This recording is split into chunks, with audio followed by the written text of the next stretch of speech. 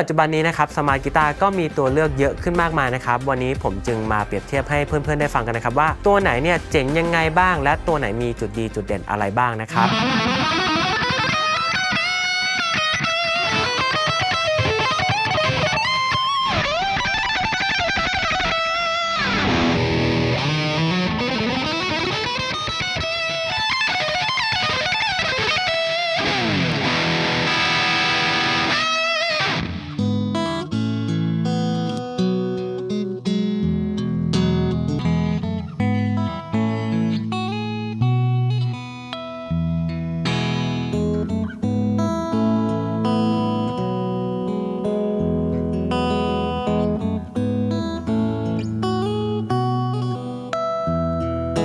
ซึ่งพวกนี้ต้องบอกว่าเขาเป็นบล็อกที่สามารถเลื่อนได้อิสระนะครับเชนของเขาสามารถโยกก้อนได้ด้วยนะซึ่งทั้งหมดนี้นะครับตัวไหนควรซื้อตัวไหนดีที่สุดอันนี้ขึ้นอยู่กับเพื่อนๆเลยครับว่าตัวไหนเหมาะกับการใช้งานของแต่ละบุคคลนะครับอยู่กับการเปรียบเทียบสินค้าจาก CT Music Shop อีกแล้วนะครับซึ่งต้องบอกว่าในยุคปัจจุบันนี้เราเริ่มจะปฏิเสธคำว่าสมาร์ทกีตาร์ไม่ได้แล้วเพราะว่ากีตาร์เหล่านี้เนี่ยเขาอำนวยความสะดวกไว้มากมายเต็มไปหมดเลยครับซึ่งบางคนก็อาจจะสงสัยนะครับว่าสมาร์ทกีตาร์คืออะไรถ้าแปลกันตรงตัวก็คือกีตาร์ที่อัจฉริยะนั่นหมายความว่ากีตาร์เนี้ยสามารถที่จะทำงานได้หลายรูปแบบมากครับเพราะตัวเขาเองเนี่ยมีทั้งเอฟเฟกต์ในตัวสามารถเปลี่ยนพรีเซตได้ตัวเขาเองสามารถที่จะเล็กคอร์ดเสียงกับคอมพิวเตอร์หรือว่ามือถือก็ได้นะครับนอกจากนั้นยังจะมีระบบต่างๆเนี่ยเอื้ออำนวยให้เราใช้งานกันอีกเยอะแยะมากมายครับไม่ว่าจะเป็นการเปิดเพลงหรือว่าระบบการดึงพรีเซตเสียงนะครับจากบนคลาวด์ไม่ว่าเพื่อนคุณหรือว่าศิลปินคนไหนเนี่ยที่ใช้กีตาร์ผลิตภัณฑ์ตัวนั้นๆเนี่ยเขาทำพรีเซตไว้เราสามารถดึงพรีเซตมาใช้งานร่วมได้ครับ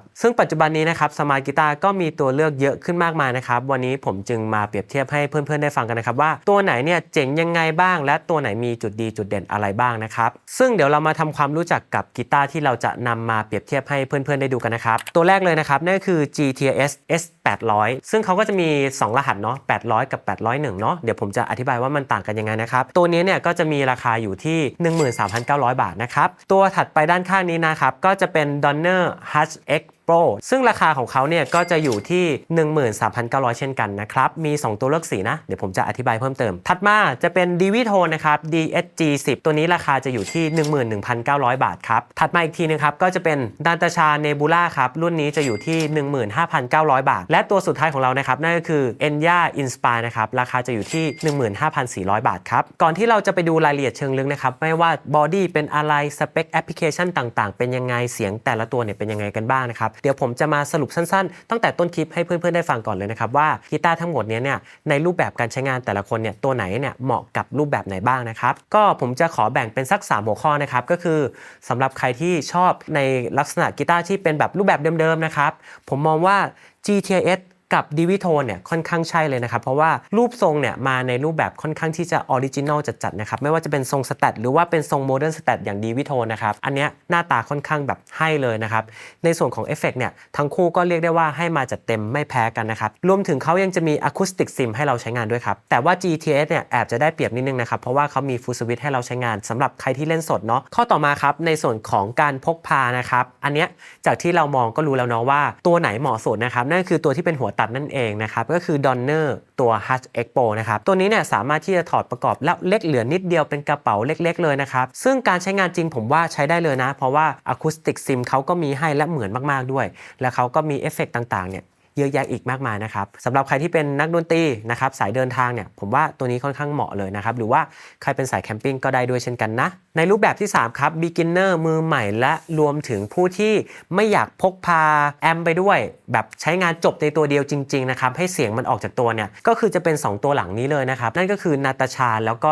ตัว Enya เพราะว่าเขามีลำโพงติดตัวมาด้วยนะครับซึ่งในส่วนของแอปพลิเคชันนะครับเขาอาจจะให้อะไรไม่ได้เข้มข้นมากมายนะครับแต่ว่าฟีเจอร์ลำโพงบอดี้ที่เป็นคาร์บอนเรียกได้ว่าเขาเป็นจุดเด่นที่ไม่เหมือนใครจริงๆครับซึ่งสำหรับใครที่ยังเลือกไม่ถูกนะหลังจากที่ผมสรุปไปเนี่ยเดี๋ยวผมจะมาเล่ารายละเอียดเชิงลึกกันให้ฟังนะครับว่าแต่ละตัวเนี่ยมีฟีเจอร์ฟังก์ชันเสียงเป็นยังไงกันบ้างนะครับแต่ผมอาจจะไม่ได้ลงลึกมากนะครับจะมาเน้นในส่วนของ point ที่สำคัญนะครับทีนี้เรามาเริ่มกันที่ตัวแรกกันเลยครับ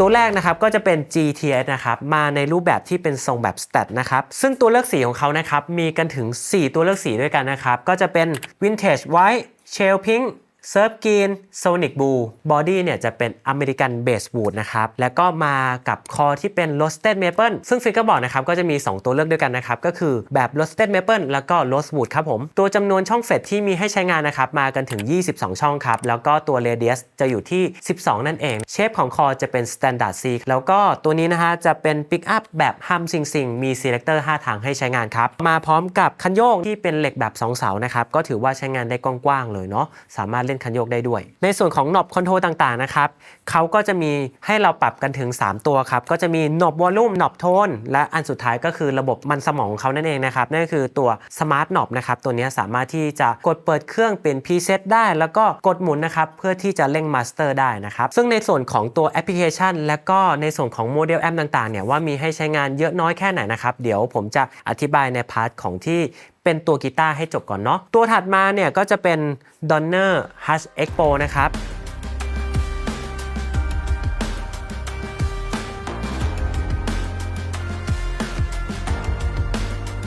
ในส่วนของรูปทรงนะครับเขาจะมาในรูปแบบกีตาร์หัวตัดนะครับในส่วนที่เป็นสัมผัสกับหน้าขาของเราก็คือที่รองขาเราเนี่ยกับบริเวณที่จะเป็นที่พักแขนเขาสามารถที่จะถอดออกมาได้เพราะฉะนั้นตัวเขาเองเนี่ยค่อนข้างที่จะเหมาะต่อการพกพามากเมื่อถอดปั๊บเหลือไซส์เล็กนิดเดียวเลยครับในส่วนของสเปคของไม้นะครับเขาก็จะมาพร้อมกับบอดี้และคอเนี่ยที่เป็นมะฮอกกานีนะต้องบอกว่าตัวนี้เนี่ยเป็นวันพีชเลยก็คือตัวกับคอจะเป็นไม้ชิ้นเดียวกันนะครับฟิงเกอร์บอร์ดมีให้เลือก2แบบเช่นกันนะครับเพราะว่าตัวเนี้ยต้องบอกว่าเขามีตัวเลือกสีให้เลือกกันถึง2สีครับคือสีขาวกับตัวสีดำแบบนี้ถ้าเกิดว่าเป็นสีดำเนี่ยคอนะครับตัว fingerboard เนี่ยจะเป็นแบบ HPL ซึ่งถ้าเป็นสีขาวจะเป็น roasted maple ครับตัวจำนวนเฟดที่มีให้ใช้งานนะครับจะเป็น22ช่องนะครับ neck shape จะเป็น slim C ครับแล้วก็ตัว radius จะอยู่ที่14ครับผมในส่วนของ pick up นะครับจะเป็น pick up 2ตัวนะครับก็คือ humbucker กับ single coil นะครับแล้วก็มี selector ให้ใช้งานกันถึง3ทางครับผมในส่วนของ Donner นะครับเราจะสังเกตว่าเขาให้มากันแค่2หนอบนะครับแต่ว่าเขาจะมีหนอบนึงเนาะที่ซ้อนกัน2ชั้นก็คือตัวหนึ่งมีหน้าที่เป็นโทนนะครับตัวหนึ่งมีหน้าที่เป็นวอลลุ่มครับและนอกจากนั้นเป็นหนอบเดียวๆเนี่ยก็คือเขาสามารถที่จะกดได้หมุนได้นะครับกดเพื่อที่ทำการเปลี่ยนแบงค์นะครับและหมุนเพื่อที่ทำการเปลี่ยนพรีเซตครับและยังไม่หมดเพียงเท่านี้นะครับด้านข้างของตัวเครื่องเนี่ยนะครับก็คือด้านบนนั่นเองมันจะมีจอนะครับให้เราคอยสังเกตได้ว่าตอนนี้เราออนอยู่ที่พรีเซตเบอร์ไหนแล้วนะครับก็ป้องกันเรื่องการหลงลืมนะครับว่าโอเคตอนนี้เราอยู่พรีเซตเบอร์อะไรและนอกจากนั้นเขายังจะมีหน้าที่นะครับในการช่วยมอนิเตอร์เราว่าตอนนี้เอฟเฟกต์ที่เราออนมีตัวอะไรบ้างรวมถึงมีหนอบนะครับคอยปรับเสียงเอฟเฟกต์ต่างๆนะครับอยากจะเปลี่ยนแอมไหมอยากจะเปลี่ยนโมดูเลชันดีเลย์รีเวิร์บไหมสามารถคุมจบในตัวเครื่องได้เลยครับและยังมีปุ่มที่คอยกดแท็บเทมโปได้ในตัวอีกด้วยเช่นกันครับถือว่าหนอบต่างๆเนี่ยเรียกได้ว่าตัวเครื่องตัวเดียวนะครับสามารถปรับหน้างานได้เลยเนาะไม่ต้องเชื่อมต่อแอปถัดมาครับนั่นคือ Divitone DSG10 นะครับ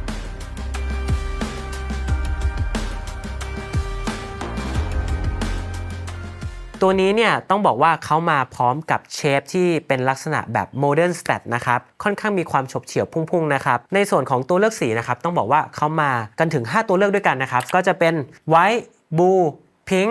Cyan Greenในส่วนของสเปคของไม้นะครับบอดี้เนี่ยจะเป็นไม้โอกุเมะนะครับคอจะเป็นเมเปิลนะครับในส่วนฟิงเกิลบอร์ดจะเป็นเทคนิคอลอีโบนีจำนวนเฟดที่ให้มาจะเป็น24ช่องเรเดียสจะอยู่ที่12ครับส่วนเชฟของคอเนี่ยจะเป็นแบบ C shape ซึ่งตัวปิกอัพเนี่ยจะมาในรูปแบบของฮัมเบอร์เกอร์คู่นะครับแล้วก็มี selector ให้ใช้งานกันถึง5ทางซึ่งเขาก็มาพร้อมกับคันโยกแบบ2เสานะครับแล้วก็ซัดเดิลเนี่ยจะเป็นแบบเหล็กบล็อกครับตัวหนอบเนี่ยจะมี2หนอบการใช้งานซึ่งหนอบที่ให้มาทั้ง2ตัวเนี่ยตัวนึงจะมีหน้าที่เป็นวอลลุ่มครับตัวหนึ่งมีหน้าที่เป็นโทนตัวปุ่มเนี่ยสามารถที่จะกดเพื่อที่ทำการเปลี่ยน preset effect ได้ซึ่งต้องบอกว่า selector ของเขาเนี่ยค่อนข้างที่จะไม่เหมือนคนอื่นเป็นอย่างมากนะครับเพราะว่าโดยปกติแล้วเจ้าอื่นๆเนี่ยเวลาที่เราจะทำการเปลี่ยน preset เนี่ยมันจะมีปุ่มหนึ่งแยกขึ้นมาเนาะไม่ว่าเราจะอยู่ปิกอัพไหนก็เหอะเราก็กดเปลี่ยนพรีเซตแล้วก็หมุนไปนะครับมันก็จะไล่พรีเซตแต่ว่าตัวนี้เนี่ยเมื่อเราเปลี่ยน selector เนี่ยมันจะเปลี่ยนพร้อมกับพรีเซตกีตาร์เช่นบางทีเราเล่นเสียงคีนที่ปิกอัพหน้าเราตั้งปิกอัพหน้าเป็นเสียงคีนนะครับส่วนอยากจะเล่นเสียงแตกแบบริทึมเมื่อไหร่นะครับก็เปลี่ยน selector เป็นตัวหลังแล้วก็ไปเซฟว่าโอเคเมื่ออยู่ที่ selector position เนี้ยเราจะเป็นเสียงแตกนะครับก็ไปเลือกพรีเซตเสียงแตกยัดเข้าไปครับต่อมาครับนาตาชาเนบูล่า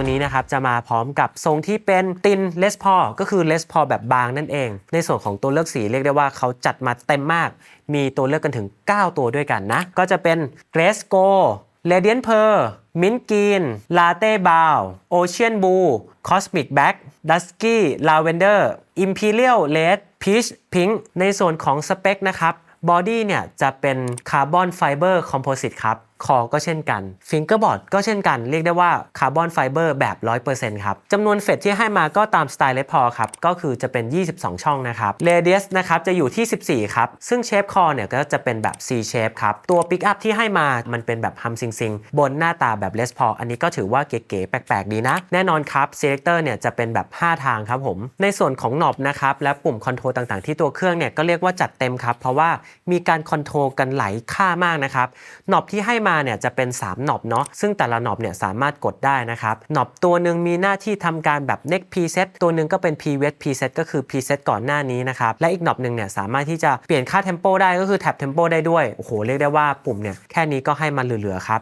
และอีก2ปุ่มนะครับที่เป็นหน้าตาแบบปุ่มเลยไม่ใช่หนอบเนี่ยเขาก็จะมีหน้าที่ที่คอยแบบกดเล่นเสียงกลองนะครับอัดลูปอะไรทำนองนี้นะครับเรียกได้ว่าปุ่มตัวเครื่องเนี่ยเอื้ออำนวยนะครับต่อการเล่นลูปเล่นกับจังหวะกลองมากๆครับและเขายังมาพร้อมกับลำโพงในตัวนะครับตัวนี้เนี่ยสามารถที่จะปล่อยเสียงจากตัวได้เลยนะครับก็ถือว่าแจ๋วมากๆเลยนะต่อมาครับ Enya Inspire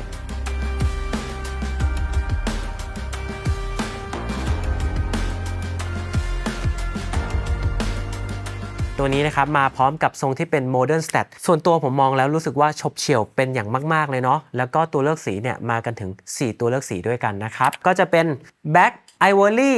Light Blue Royal Purple ในส่วนของสเปคที่เป็นพาร์ทบอดี้เนี่ยเขาก็จะเป็นคาร์บอนไฟเบอร์นะครับซึ่งต้องบอกว่าตัวนี้เนี่ยเป็นชิ้นเดียวไม่ว่าจะเป็นตัวกีตาร์แล้วก็คอกีตาร์เป็น One Piece คาร์บอนไฟเบอร์ครับซึ่งฟิงเกอร์บอร์ดก็เป็นวัสดุที่เป็นคาร์บอนไฟเบอร์เช่นกันครับจำนวนเฟตที่ให้มานะครับให้กันมาถึง24ช่องกับเรเดียสที่เป็น16นะครับอันนี้เรียกได้ว่าแบนที่สุดในแก๊งนี้เลยก็ว่าได้นะครับและนอกจากนั้นนะครับเขายังจะมาพร้อมกับปิกอัพที่เป็นฮัมซิงใช้งานได้กว้างๆมาพร้อมกับเซเลคเตอร์แบบ5ทางกับเชฟคอที่มาในรูปแบบ C shape ครับผมซึ่งหน้าตาอันฉบเฉี่ยวของเขานะครับยังมาพร้อมกับคันโยกนะครับที่เป็นแบบ2เสาและก็เหล็กบล็อกเช่นกันครับผมตัวหนอบคอนโทรลนะครับมาด้วยกัน2ตัวนะครับหนอบตัวบนเนี่ยจะมีหน้าที่กดค้างเพื่อที่ทำการเปิดปิดเครื่องแต่ถ้ากดสั้นๆเนี่ยจะมีหน้าที่เอาไว้ปิด preset ครับเมื่อหมุนจะเป็นการควบคุม master volume ครับส่วนหนอบด้านล่างนะครับหมุนเพื่อที่จะลดความดังเบาของเสียง pick up นะไม่ใช่ preset ไม่ใช่ master volume นะครับเป็นการลดวอลลุ่มแบบวอลลุ่มกีตาร์เนี่ยแหละและเขายังดึงได้อีกดึงขึ้นเพื่อที่ทำการตัดซิงเกิลคอยที่ปิกอัพตัวหลังนั่นเองครับและนอกจากนั้นกีตาร์ตัวนี้สำหรับใครที่เป็นสายซ้อมอยู่บ้านและก็ไม่อยากต่อตู้แอมป์ตัวนี้มาพร้อมกับลำโพงในตัวครับขึ้นชื่อว่าเป็นสมาร์ทกีตาร์แน่นอนครับตัวเขาเองเนี่ยจะต้องมีแบตเตอรี่อยู่ในตัวนะครับซึ่งแต่ละตัวใช้งานกันได้กี่ชั่วโมงบ้างมาดูกันครับ GTS S800 เนี่ยจะอยู่ที่10ชั่วโมงครับ Donner Hutch X Pro เนี่ยจะอยู่ที่5ชั่วโมง Divitone DSG10 เนี่ยจะอยู่ที่9ชั่วโมงนะครับ Natasha Nebula เนี่ยจะอยู่ที่10ชั่วโมงครับส่วน Enya Inspire นะครับจะอยู่ที่7ชั่วโมงครับผมในส่วนของการบันทึกเสียง OTG USB Record ต่างๆนะครับทั้ง5ตัวนี้สามารถใช้งานอัดบันทึกเสียงเนี่ยผ่านคอมพิวเตอร์หรือว่าบันทึกสู่มือถือแบบ OTG ได้ทั้งหมดเลยครับในพาร์ทนี้นะครับเราจะมาพูดคุยกันถึงแอปพลิเคชันของเขาว่ามีอะไรเล่นบ้างเนาะซึ่งเราก็จะแบ่งเป็นหัวข้อไปนะครับรวมถึงผมก็จะอธิบายวิธีการใช้งานแอปของเขาไปคร่าวๆเนาะว่าแอปของเขาเนี่ยมีการเล่นที่ยากง่ายอย่างไรบ้างมีฟีเจอร์อะไรเล่นบ้างนะครับเดี๋ยวเรามาเริ่มกันเลยเนาะ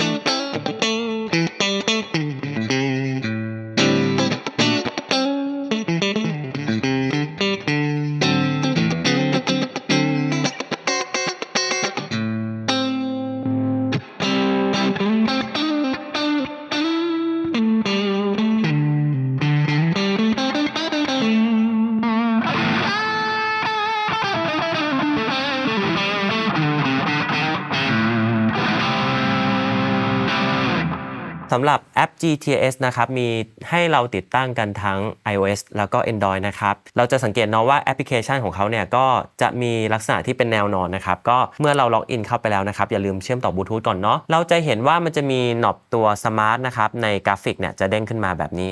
คลิกเข้าไปนะครับรูปแบบของเขาเนี่ยค่อนข้างที่จะใช้งานง่ายมากเพราะว่าเขาจะแบ่งเหมือน เป็นเชนต่างๆให้เราดูเนาะก็จะมีพวก Dynamic มี Amp มี Cap มี Overdrive หรือ Boost นะครับมี Modulation Delay Reverb EQ ต่างๆซึ่งพวกนี้ต้องบอกว่าเขาเป็นบล็อกที่สามารถเลื่อนได้อิสระนะครับเรามาดูในส่วนของพาร์ทแอมกันบ้างนะครับในส่วนของแอมที่เขามีให้มานะครับต้องบอกว่าในแอปเขาเนี่ยจะมีตัวเลือกกันประมาณ4หัวข้อแต่หลักๆแล้วที่เป็นแอมสต็อกเนาะก็คือเป็นโมเดลที่เขามีมาให้เลยเนี่ยก็คือจะมีโลเกนกับไฮเกนตัวโลเกนนะครับจะมี29โมเดลนะครับก็จะมีหลายรุ่นมากก็คือมาตรฐานทั่วไปนะ Fender Marshall อะไรเงี้ยนะครับซึ่งอาจจะไล่ไม่หมดเนาะในส่วนของ High Gain ก็คือเกณฑ์แตกเยอะๆเนี่ยเขาก็จะมีทั้งหมด23โมเดลนะครับก็จะมีพวก Marshall J800 900นะครับ Powerball Mesa นะครับแล้วก็มีพวก PV นะครับคร่าวๆจำนวนให้มาเนี่ยก็คือจะมี29บวก23เท่ากับ52แล้วก็ถ้าเราจะเห็นนะว่าด้านล่างเนี้ยมันจะมีตัวเลือกของGNR จะบอกว่ามันเป็นไฟล์ที่เราสามารถที่จะไปดึงบนคลาวด์มาได้นะครับอาจจะมีหลายเจ้าที่เขาโคลนเสียงไว้นะครับอย่างพวกช็อปโทนนะครับรวมถึงยูเซอร์ทางบ้านเนี่ยที่เขาทำการแคปเจอร์เสียงแอมต่างๆแล้วก็ปล่อยให้เราดาวน์โหลดนะครับเราสามารถบันทึกได้นะครับมีสล็อตให้ใช้10สล็อตครับในส่วนของ GNR Memory นี้ก็คือจะเป็นในส่วนของตัวเราเองนั่นเองก็คือเราสามารถที่จะทำแล้วก็เก็บเข้ามาได้นะครับ Cabinet นะฮะก็จะมี Factory เนี่ยให้เราเลือกใช้กันถึง25ตัวผมว่าไม่น้อยนะในหมู่ Smart Amp จากที่สืบมาเนี่ย GTS เนี่ยเรียกว่าให้มาเยอะสุดละส่วน GIR นะครับก็จะเป็นลักษณะเดียวกันกับ GNR นะครับที่เป็นโปรไฟล์ IR ที่เราดาวน์โหลดเข้ามาได้นะครับอันนี้ก็เช่นกันนะครับ GTS นะครับก็จะให้โมเดลที่เป็นแอมมาเนี่ย52ตัวนะครับแล้วก็จะมีตัว Cap เนี่ยอยู่ที่25ตัวครับ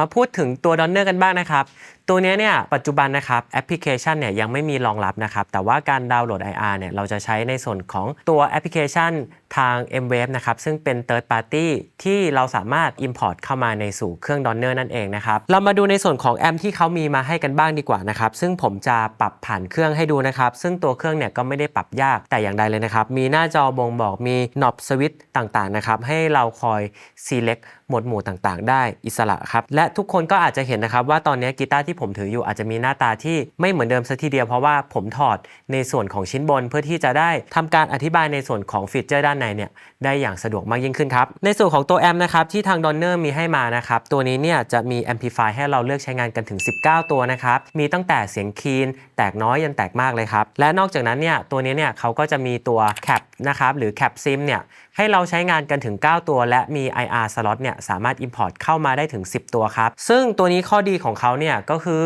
โดยปกติเวลาเราเลือกโมเดลแอมเนี่ยเขาจะแมทแคปให้นะครับแต่ถ้าเกิดว่าเพื่อนๆไม่ชอบแคปเดิมของเขาสามารถที่จะเลือกแคปตัวเลือกอื่นได้ใน9ตัวเลือกนั้นนะครับหรือว่าจะเลือกใช้กับ IR ที่เรา import เข้ามาได้ด้วยเช่นกันครับในส่วนของแอมและแคปที่ Donner มีมาให้นะครับนั่นก็คือทั้งหมดแอมเป็น19ตัวแคป9ตัวและก็ IR อีก10ตัวครับ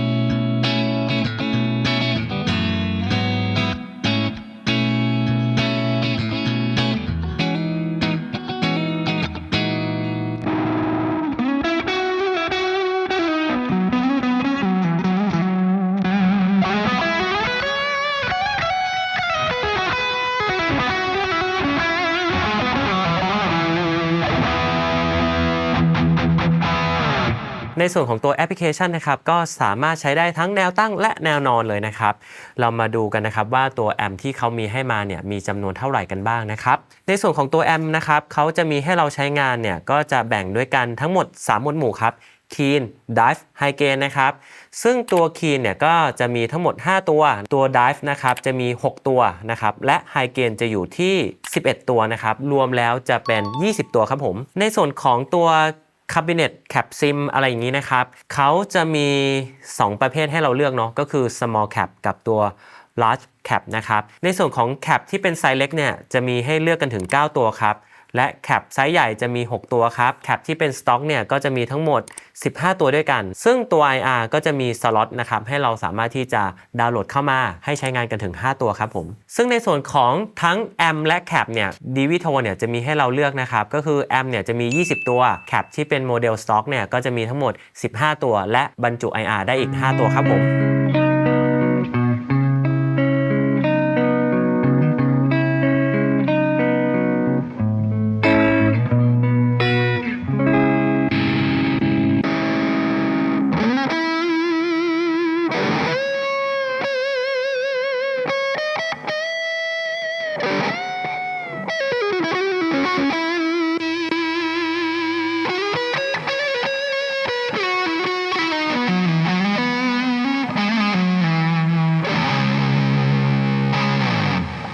ในส่วนของตัวแอปพลิเคชันที่นาตาชามีมาให้นะครับในส่วนของแอปนาตาชานะครับสามารถดาวน์โหลดได้ทั้งฝั่ง Apple แล้วก็ Android ครับซึ่งตัวแอปเนี่ยก็จะมีลักษณะการใช้งานแบบแนวตั้งครับตัวแอปที่เขามีให้มานะครับ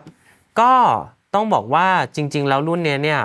ไม่ได้มีแอมให้มานะแต่เขาเนี่ยจะมีตัวแคปซิมให้เราใช้งานนะครับซึ่งแคปซิมที่เขามีให้นะครับจะเป็นในลักษณะแบบ IR นะครับเขาก็จะมีใส่เป็นพวก selection มาให้นะครับสังเกตเนาะว่าจะมีสกุลของ selection เนี่ยอยู่ข้างหลังหมดเลยนะครับตัวเลือกเนี่ยเรียกได้ว่ามีมาให้เยอะมากซึ่ง IR ที่เขามีมาให้นะครับก็ประกอบด้วยกันทั้งหมด30ตัวครับผมถือว่าเยอะมากๆเลยทีเดียวนะครับซึ่งถ้าถามผมว่าไม่มีแอมแล้วเป็นปัญหาไหมจริงๆก็ขึ้นอยู่กับความต้องการของเราเนาะถ้าเกิดว่าเราเป็นคนที่ติดคาแรคเตอร์ของตัวแอมผมมองว่าอันนี้ก็ค่อนข้างสำคัญนะแต่ในเชิงเทคนิคถ้าใช้งานจริงถามว่าไม่มีแอมใช้ได้ไหมถือว่าใช้ได้นะเพราะว่าเขามีแคปมาให้เราสามารถที่จะไปออนเสียงแตกนะครับให้ตัวเสียงแตกเนี่ยเป็นคาแรคเตอร์ของแอมไปนะครับแล้วก็ไป EQ จากจุดนั้นได้นะครับ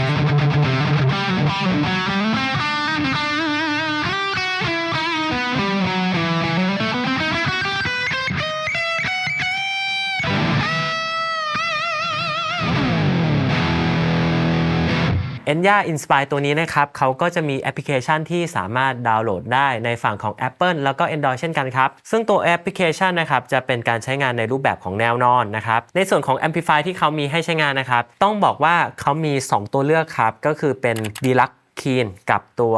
100 Disc นะครับซึ่งผมรู้สึกว่าเขาจะ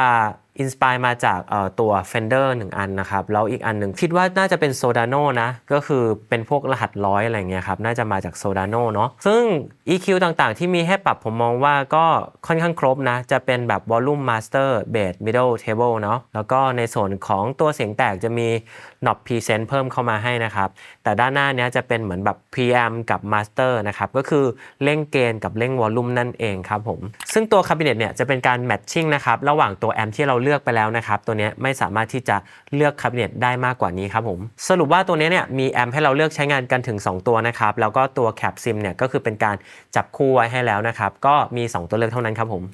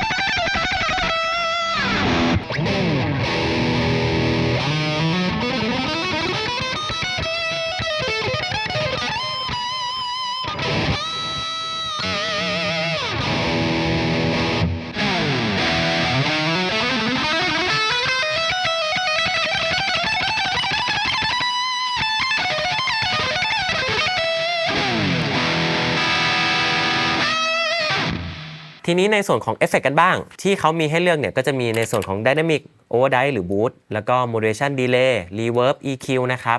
เรามาไล่ดูกันนะครับก็อย่างถ้าตัว Dynamic ก็คือเป็นพวก Compressor Noise Gate นะครับแล้วก็พวก Touch Valve ต่างๆเนี่ยเขาจะมีให้เลือก4ตัวครับภาค Overdrive นะครับเขาก็จะมีตัวเลือกย่อยเนี่ย Boost 2 ตัว Overdrive 8 ตัวนะครับฝัดกับ Dis เนี่ยจะอยู่ที่ 9 ตัวนะครับในหมวดหมู่ Overdrive นะครับก็จะมีตัวเลือกกันถึง19 ตัว Modulation นะครับเขาก็จะมีตัวเลือกเนี่ยให้ถึง15 ตัวก็เป็นมาตรฐานทั่วไป Phaser Flanger Chorus นะครับแล้วก็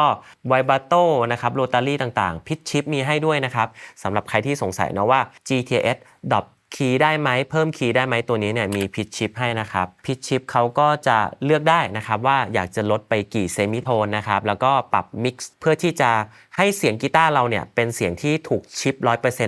ได้หรือไม่นะครับสามารถปรับมิกได้เนาะดีเลย์เนี่ยเขาก็จะมีจำนวนให้เราใช้งานกันถึง6ตัวครับดิจิตอลอนาล็อกนะครับเรียลเอ็กโคเทปโมดูเลชันรีเวิร์สนะครับมาตรฐานทั่วไปรีเวิร์บนะครับก็จะมี5ตัวครับลูมฮอลเพจสปริงแล้วก็มอดนะครับ EQ นะครับก็จะมีให้เลือกกันถึง2ตัวนะครับก็จะแบ่งเป็น5แบนด์กับ Custom EQ นะครับเราสามารถที่จะไปเลือกfrequency นะครับที่จะเพิ่มเกณฑ์หรือว่าจะเพิ่มความแคบกว้างได้นะครับในส่วนของ Part Effect นะครับเดี๋ยวผมจะลองสวิตช์ให้เพื่อนๆดูนะครับก็จะมีให้ใช้เป็นคอรัสนะครับมีตัว Compressor นะครับมี Tremolo มีวามี Phaser ให้ใช้งานนะครับในส่วนของ Effect นะและเสียงไดนะครับมี TS9 TS8 นะครับตัว Overdrive ตัวเสียง Blue เสียง Fuzz นะครับ Distortion นะครับก็จะมีประมาณ1เนาะ1 2 3 4 5 6 7 ตัวด้วยกันนะครับในส่วนของแอมก็จะมี9ตัวเนาะซึ่งเราสามารถปรับ EQ จากตรงนี้ได้ด้วยนะซึ่งอยากจะปรับ EQ นะครับกดเข้าไปแบบนี้นะครับแล้วก็เลือกไปได้นะครับมีย่านเสียงให้ปรับกันมากมายเลยทีเดียวครับดีเลย์เนี่ยก็จะมีเทปอนาล็อกนะครับโลไฟนะครับรีเวิร์สดิจิตอลนะครับมีให้เลือกใช้งานกันถึง5ตัวเลยครับรีเวิร์บนี่ก็เป็นเอฟเฟกต์ตัวสุดท้ายนะครับก็จะมีฮอลเพสสปริงนะครับแล้วก็มี N Star มีให้เลือกใช้งานกัน4ตัวนะครับซึ่งเอฟเฟกต์ทุกตัวเนี่ยเราสามารถปรับปริมาณความมากน้อยแบบเอฟเฟกต์พื้นฐานทั่วไปนะครับถ้าเป็นโอเวอร์ไดก็มีเกณฑ์โทนวอลลุ่มเนาะซึ่งนอกจากนั้นเนี่ยเขายังจะมีปุ่มแท็บเทมโปนะครับให้เราคอยซิงค์ค่าเทมโปเนี่ยที่เราเล่นเพลงนั้นๆอยู่นะครับให้ค่าดีเลย์เนี่ยมันตามที่เรากดได้เลยครับในพาร์ทเอฟเฟกต์นะครับเราจะสังเกตเห็นนะครับว่าเขาจะมีตัวน้อยเกตมาให้เราตัวนี้ก็คือน้อยเกตตัวเดียวเลยนะครับก็คือตัวตัดเสียงจีนั่นเองก้อนถัดมานะครับเขาจะใช้ชื่อว่าคอม1นะครับตัวนี้เนี่ยก็จะมีคอมให้เราเลือก2ตัวมีฟิลเตอร์ให้เลือกอีกนะมี Touch Valve Auto Valve 2ตัวมี Boost 1ตัว Chorus 1และ2นะครับ Flanger 1ตัว Phaser แล้วก็ Vibe ให้เราเลือกนะครับส่วน Vibrato เนี่ยก็จะมี1ตัวเลือกนะครับ Tremolo อีก1ตัวเลือกนะครับถัดมาครับก็จะเป็นตัว Dive นะครับมีหมวดหมู่3ตัวนะครับก็คือ Overdrive Dis นะครับแล้วก็ Fuzz นะครับ Overdrive เนี่ยมี2ตัวครับ Dis มีให้เราเลือกกันถึง3ตัว Fuzz มีให้เลือกกันถึง2ตัวนะครับต่อมานะครับก็เป็นEQ ครับ EQ กับ Mod แสดงว่าใช้ร่วมกันนะเขาก็จะมี EQ 2 แบบให้เลือกนะครับ Chorus 2 แบบนะครับ Phaser Flanger 1 แบบ Phaser เหมือนเดิมนะครับเหมือนตัวที่เรากดไปแล้วเนาะ Vibrato 1 ตัว Tremolo 1 ตัวแล้วก็มี Pitch ให้เลือกระหว่าง Octave นะครับ Pitch เฉยๆแล้วก็ Detune นะครับซึ่งตัวนี้เนี่ยก็สามารถที่จะปรับเปลี่ยนคีย์ได้ด้วยเช่นกันนะซึ่งเขาก็จะมีในโหมดของการเลือกนะครับว่าจะใช้เป็น High เท่าไหร่ Low Pitch เท่าไหร่และเราก็สามารถไปปรับ Volume แยกได้เพราะฉะนั้นตัวนี้เนี่ยสามารถที่จะทำลักษณะแบบดรอปจูนได้ด้วยเช่นกันนะครับแต่ว่าอย่าลืมปรับได้นะครับให้ต่ำที่สุดนะครับต่อมาในหมวดหมู่ของดีเลย์กันบ้างครับดีเลย์เนี่ยก็จะมีดีเลย์แค่ประเภทเดียวนะแต่ว่าในนั้นเนี่ยก็คือจะมีหลายชนิดมากๆรวมแล้วทั้งหมดนะครับจะมีด้วยกันทั้งหมด8ตัวด้วยกันรีเวิร์บนะครับรีเวิร์บอันนี้ก็ถือว่าให้มาจำนวนหนึ่งนะถือว่าไม่น้อยนะครับมีแอร์มีรูมมีฮอลมีเชิร์ตเพจ1เพจ2นะครับสปริงไลท์มีโอเชียนแล้วก็ดีมทั้งหมด10ตัวเลยถือว่าเยอะมากๆนะในหมวดหมู่ดีเลย์ซึ่งสำหรับเอฟเฟกต์ที่เขามีมาให้เลือกเนี่ยต้องบอกว่าคือบางตัวอาจจะเยอะบางตัวอาจจะน้อยนะครับคือผมมองว่าอย่าง modulation เนี้ยอาจจะเลือกได้ประมาณนึงแต่ว่าเขาสามารถที่จะเปิดซ้อนกันได้ก็คือด้านหน้ากับด้านหลังคือมันจะมีก้อนที่เป็นเนี่ยที่ผมแตะให้ดูนะก็คือมีในฝั่งของ pre นะครับแล้วก็มีในฝั่งของที่อาจจะเป็นขาโพส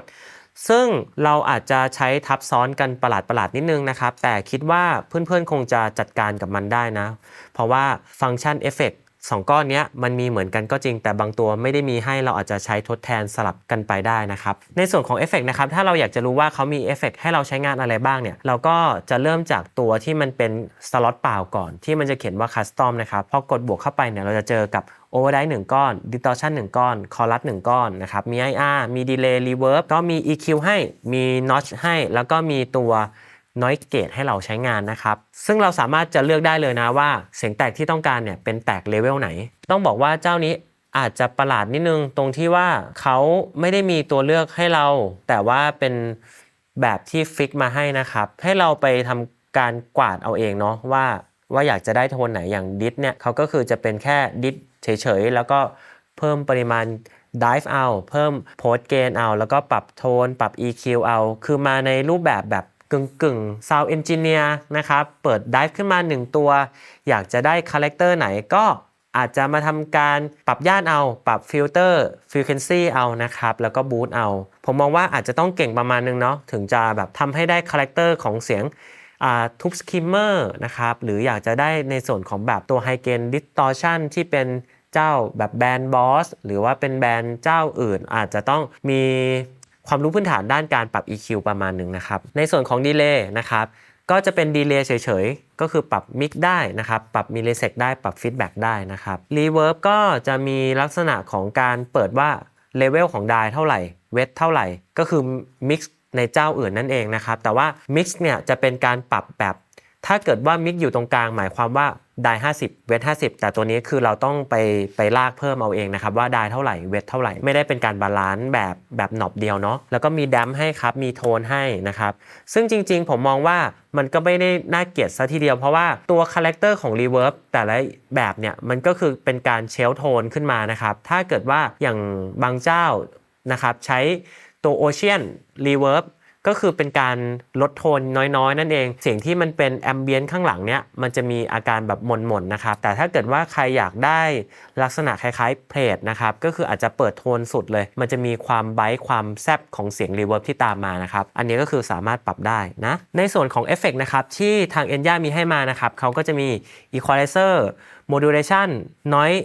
Reduction Delay Reverb นะครับก็คือจะมีเอฟเฟกต์ให้เราประมาณนี้เนาะซึ่งตัวเชนของเขาเนี่ยต้องบอกว่าเขาล็อกไว้ให้แล้วนะครับตัวนี้ไม่สามารถที่จะ move เดินหน้าถอยหลังได้นะครับในส่วนของเอฟเฟกต์เรามาดูกันที่ตัวแรกนะครับมี EQ 5 แบนด์ให้นะครับในส่วนของ Equalizer ต่อมาครับ Modulation เนี่ยก็จะมี Chorus ให้เลือก Tremolo Vibrato 3 ตัวครับ Noise Reduction มีให้1ตัวครับเป็น Noise Gate นั่นเอง Delay มีให้ใช้งาน1ตัวครับส่วน Reverb ก็เช่นกันครับมีให้ใช้งาน1ตัวครับคือถ้าจะสังเกตเนี่ยเราจะเห็นว่ามีในส่วนของ Modulation นะที่เราสามารถที่จะเลือกประเภทได้3แบบครับ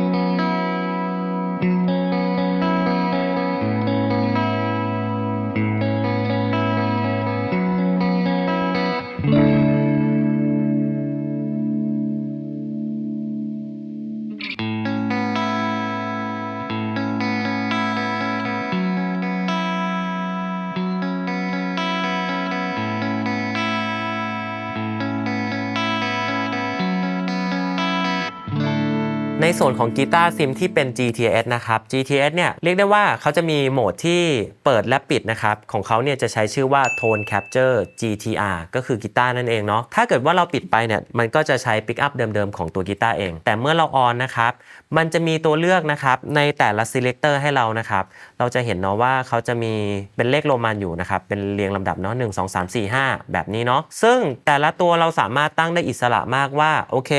ปิกอัพตัวบิตนะครับอยากจะให้เป็น Les Paul หรือจะเป็น Stat นะครับก็ได้นะครับซึ่งในรูปเนี่ยจะมีกราฟิกบอกอย่างตัวเนี้ยเหมือนน่าจะเป็น Fender Back One หรือเปล่านะครับอย่างจากที่มันเป็นตัว Humbucker เนี่ยก็จะกลายเป็น Single Coil ไปนะครับทีนี้มาดูตัวหน้ากันบ้างเดิมทีเนี่ยมันจะตั้งเป็นกีตาร์โปร่งเนาะเป็นมาตินนะครับซึ่งตัวเลือกเนี่ยมีกันถึง16ตัวด้วยกันกีตาร์ซิมน่ะเราสามารถที่จะเปลี่ยนให้เขาเป็น GTS Original Tone เป็น Les Paul ได้เป็นตัวของ Taylor นะครับ Auditorium แล้วก็มีตัว Stat นะครับมี Tele Jaguar JP Piezo JP นี่จะเป็นMusic Man นะครับมี Sir มีทรงคาสิโนนะก็คือเป็นทรง Semi Hollow นะครับแล้วก็จะมีกีตาร์โปร่งเนาะแล้วก็มีตัว PRS นะครับ Mark Holcomb ด้วยมี BC59 Mayonnaise ตัวนี้ก็เป็นแนวแบบโมเดิร์นนะครับ Horizon นะครับมีเช็คเตอร์ด้วย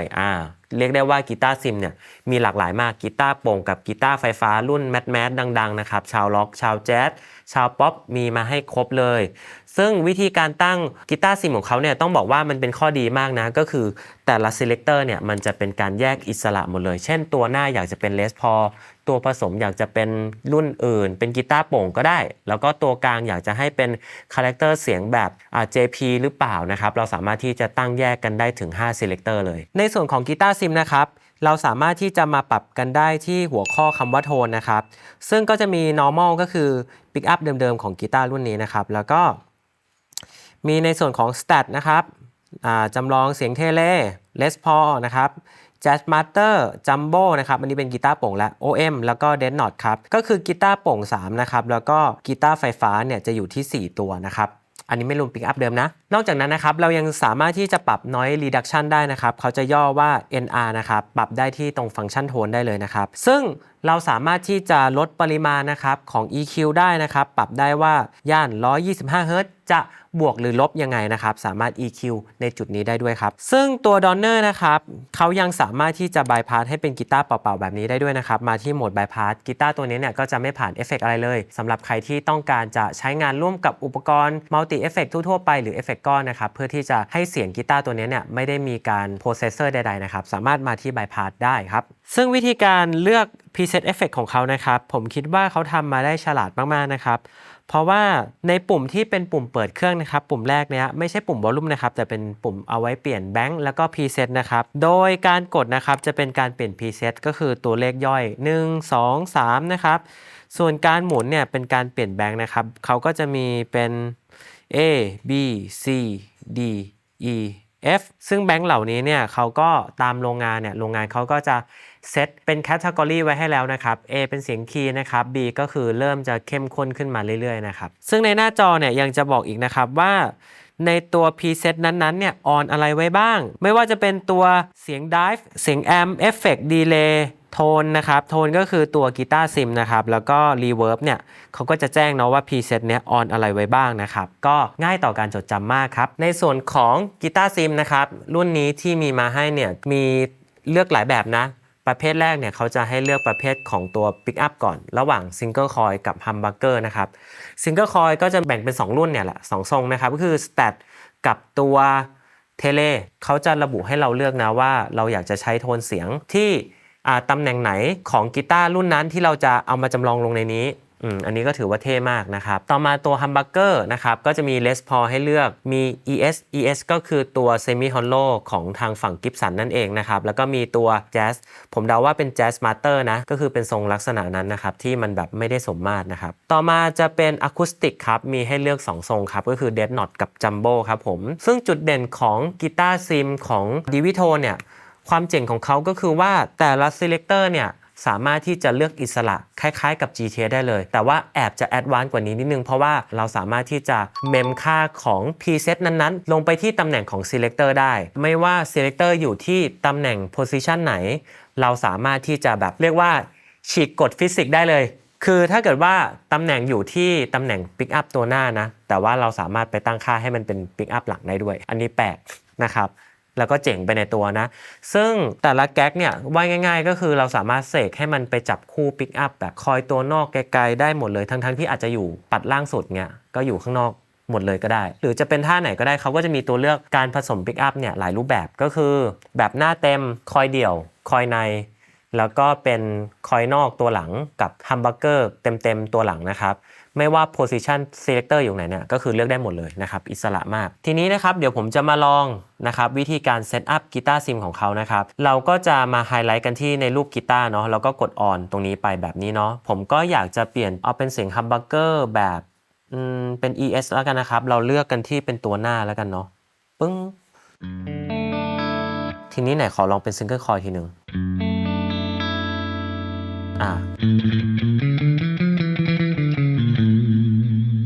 ทีนี้ผมมาลองเป็นตัว Semi Hollow เนาะเฮ้ยอาการมันได้นะครับประมาณนี้ทีนี้ผมลองเป็น Single Coil ทีหนึ่ง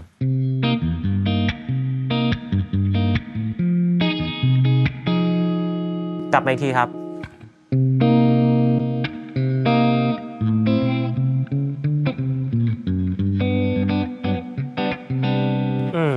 มีอาการนะครับซึ่งเสียงเนี่ยผมว่ามีความใกล้เคียงกับสิ่งที่เขาจำลองมาให้เลยในส่วนของกีตาร์ซิมนะครับต้องบอกว่านาตาชาเนี่ยยังไม่ได้มีบรรจุเข้ามานะครับซึ่งในอนาคตนะครับเขาอาจจะมีมาให้ก็ได้เนาะเพราะต้องบอกว่าสมาร์ทกีตาร์เนี่ยมันเป็นระบบคอมพิวเตอร์นะครับที่เราสามารถที่จะอัปเกรดอัปเดตได้นะครับถ้าทาง Developer ของทางนาตาชาเนี่ยทำรูปแบบนี้ขึ้นมาอนาคตเราอัพเฟิร์มแวร์เสียงอะคูสติกซิมหรือว่ากีตาร์ทรงต่างๆที่จำลองขึ้นมานาตาชาอาจจะยัดเข้ามาให้ได้ด้วยเช่นกันนะในส่วนของกีตาร์ซิมเอ็นย่ายังไม่ได้มีใส่มาให้นะครับแต่ว่าในอนาคตอาจจะเติมมาให้เพราะว่ากีตาร์รุ่นนี้เนี่ยเป็นสมาร์ทกีตาร์นะครับอนาคตอาจจะมี Developer เนี่ยคอยทำอัลกอริทึมหรือทำซอฟต์แวร์ต่างๆเนี่ยอัปเดตขึ้นมาเราอาจจะมีกีตาร์ซิมใช้ในอนาคตครับ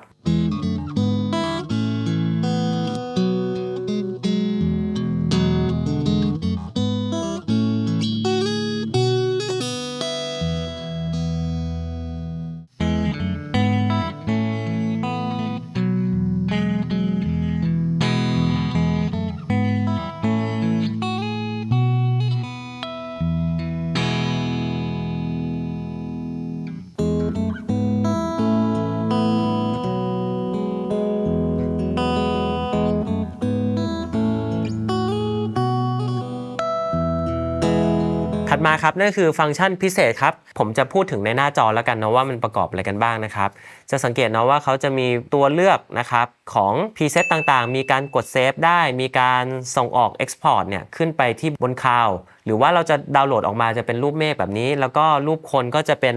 Account ของเรานะครับเราสามารถที่จะตั้ง Account ของเราแล้วก็ไปล็อกอินกับ device อื่นของคนอื่นก็ได้เช่นเพื่อนมี GTS เราอยากจะดึงเสียงของเราทั้งหมดกลับมาแล้วก็ไปล็อกอิน Account ของเราเนี่ยเข้าไปได้นะครับ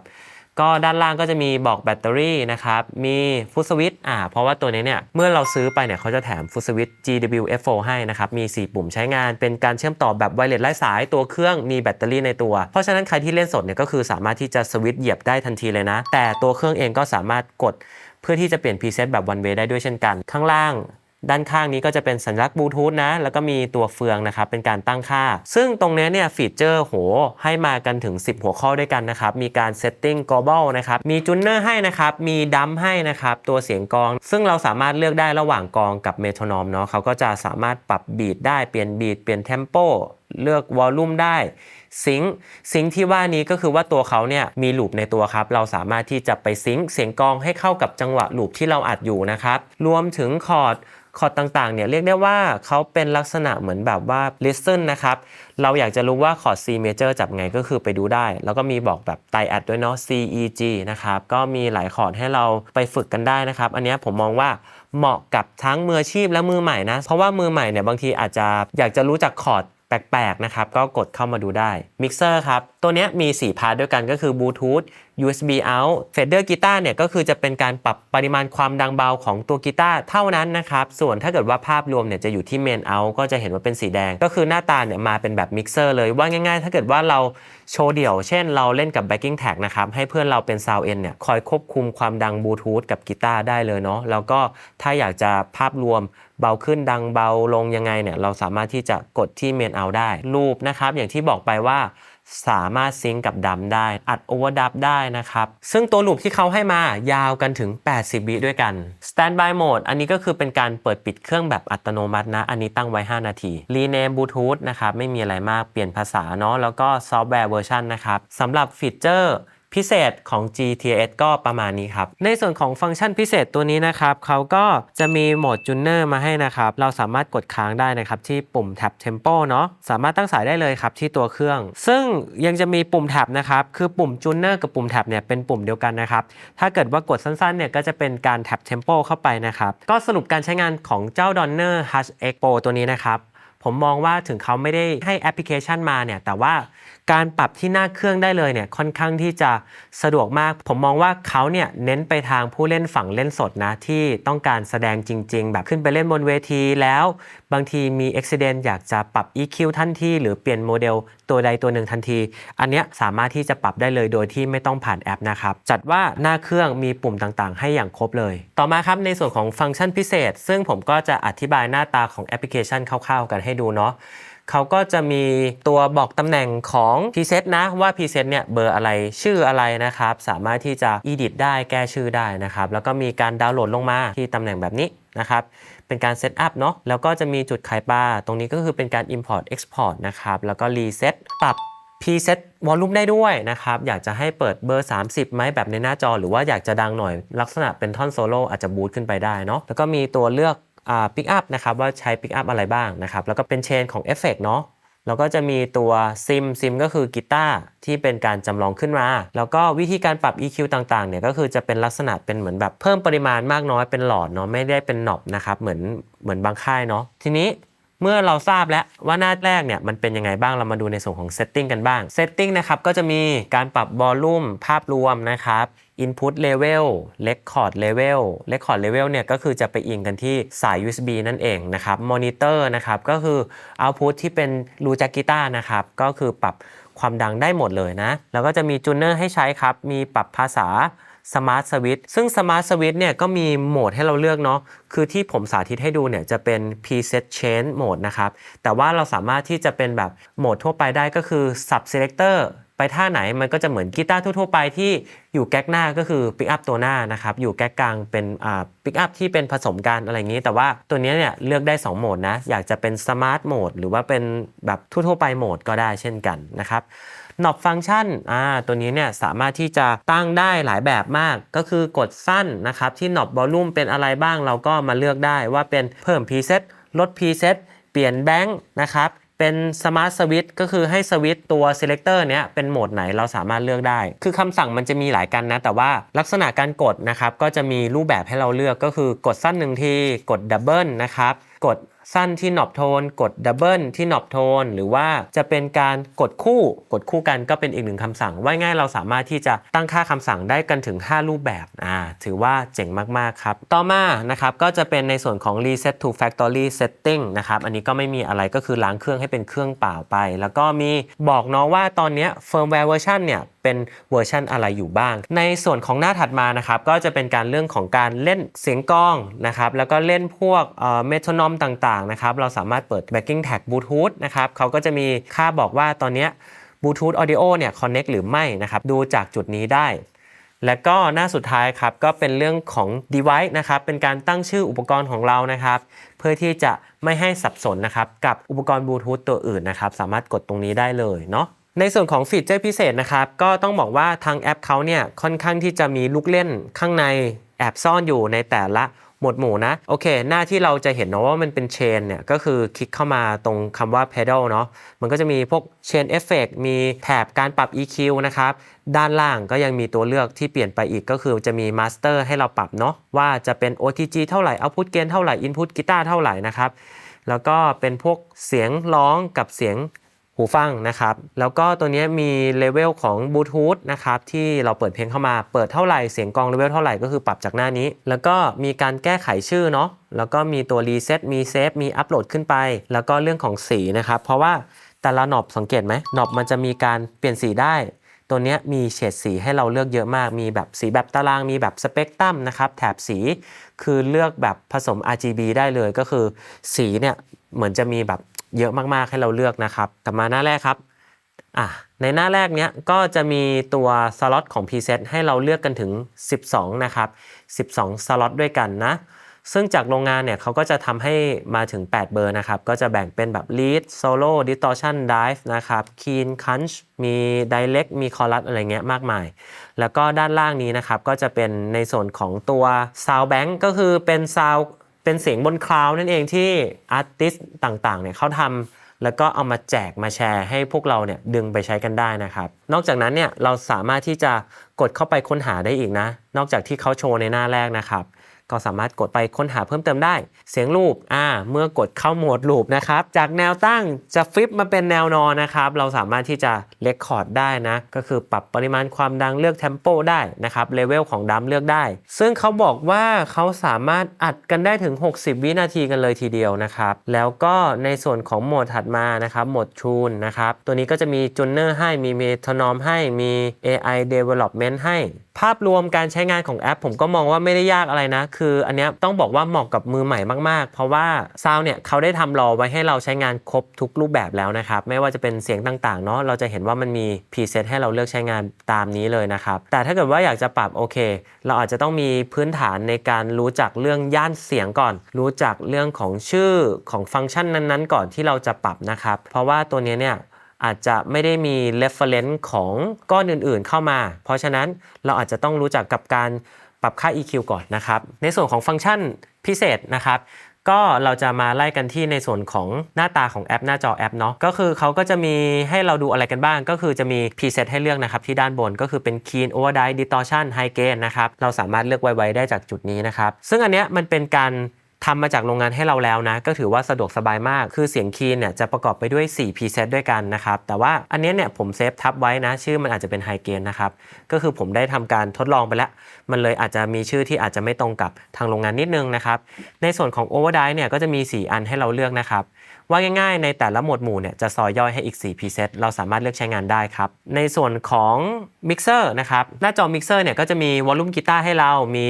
OTG Volume Bluetooth Volume Speaker Volume เพราะว่าเขามีลำโพงในตัวนะครับ Monitor Volume แล้วก็ Line Out ครับคล้ายๆกับหลายเจ้าเนาะถ้าเกิดว่าเรามีเพื่อนๆเนี่ยที่คอยมาช่วยเหลือเรานะครับในระหว่างที่เราอาจจะเล่นสดแบบโซโล่เดี่ยวอยู่นะครับเขาสามารถที่จะไปควบคุมวอลลุ่มทำตัวเป็นเหมือนหน้าซาวได้เลยนะครับยืนหน้าเวทีแล้วก็ปรับความดังภาพรวมต่างๆทำบาลานซ์ให้เราครับส่วนถัดมาครับนั่นคือทูนครับตัวทูนเนี่ยก็จะเป็นลักษณะของการ assign ตั้งค่า full switch ของทาง Enya นะครับซึ่งถ้าเกิดว่าเราคอนโทรลเนี่ยมันก็จะมี4ปุ่มให้เราใช้งานนะครับก็คือเป็นการเลือกเสียงนะครับระหว่างClean Preset Overdrive Preset Distortion Preset High Gain Preset ครับซึ่งถ้าใครไม่ได้คอนโทรลผ่าน Full Switch ของเขานะครับสามารถที่จะกดที่หนอบตรงนี้เนี่ยเพื่อที่ทำการเปลี่ยน Preset แบบ One Way ได้ด้วยเช่นกันครับ Setting ก็จะมี Factory Reset มี Firmware Update แล้วก็จะมีในส่วนของ Auto Shutdown เราก็เลือกได้15นาที30นาที1ชั่วโมงนะครับซึ่งในแอปพลิเคชันของเขาต้องบอกว่าเขาเป็นแอปพลิเคชันไว้ใช้งานกับหลายๆอุปกรณ์นะครับถ้าเรากดถอยออกมาเนี่ยมันก็จะมีกีตาร์นะครับตัว Cyber G นะครับของทาง Enya เองเนี่ยให้เลือก Connect นะครับซึ่งหน้าจอมันจะกลับมาในรูปแบบแนวตั้งนะแต่ถ้าเกิดว่าเราจะไปใช้งานในส่วนของตัว Inspire เนี่ยมันก็จะกลับมาในส่วนของแนวนอนครับผมซึ่งพอเราอยู่ที่หน้าแรกแล้วเนี่ยมันจะมีตัวเลือกอีก3ตัวเลือกด้านล่างเนาะซึ่งถ้าเรามาคลิกในตัวเลือกแรกนะครับที่หน้าตาเหมือนดาวเสาร์เนี่ยมันก็จะมี3หมวดหมู่ด้วยกันก็คือซองคอร์สแล้วก็ตัวทูนครับคือซองเนี่ยเราสามารถที่จะไปเลือกเพลงนะครับที่ทาง Enya เนี่ยเขาบิวอินไว้ให้ก็เลือกไว้แจมเล่นได้ด้วยเช่นกันนะครับส่วนคอร์สตอนนี้เราไม่ได้ติดตั้งอะไรนะครับก็จะเป็น empty อยู่นะครับซึ่งก็จะมีหน้าทูนครับหน้าทูนเนี้ยจะมีดัมแมชชีนให้มีตัวCreate อันนี้อาจจะเอาไว้ใช้ร่วมกับ Cyber G นะครับมีเมโทรนอมให้แล้วก็มีจูนเนอร์กีตาร์ให้ครับในหน้านี้ซึ่งก็จะมีเบสิกคอร์ดให้ด้านล่างนะครับสำหรับใครที่อยากจะศึกษาคอร์ดเพิ่มเติมแล้วก็จะมีตัวคอร์ดไฟเดอร์นะครับ ซึ่งเราอาจจะไประบุนะว่าโน้ตที่เราจับเนี่ยมันเป็นจับเฟดประมาณนี้มันจะชื่อคอร์ดว่าอะไรอย่างตอนนี้เนี่ยผมก็จะใช้เป็นคอร์ด C dominant flat 9ที่ผมระบุไปในเฟดกีตาร์นะครับมันก็จะค่อนข้างที่จะเจ๋งเหมือนกันเนาะบางทีเราอาจจะไม่รู้นะว่าการจับคอร์ดรูปแบบนี้เป็นอะไรรูปแบบนี้เป็นคอร์ดอะไรเราก็มาระบุเอาในนี้ได้เช่นกันนี่แบบนี้อันนี้ก็จะเป็นคอร์ด B minor 7 flat 5นะครับบางท่านเนาะอาจจะไม่ทราบว่าคอร์ดที่จับอยู่รูปนิ้วเป็นแบบนี้มันคืออะไรเราสามารถที่จะมาศึกษาเพิ่มเติมจากจุดนี้ผมว่าอันนี้เป็นฟีเจอร์ที่น่าสนใจนะต่อมาครับคอร์ด Dictionary นะครับตัวนี้เนี่ยก็จะเป็นลักษณะที่ว่าโอเคอยากจะหาว่าคอร์ดเป้าหมายที่เราจะเล่นเนี่ยมันจับยังไงมันจะคนละรูปแบบกับเมื่อกี้เนาะเช่นอยากจะลองจับคอร์ด E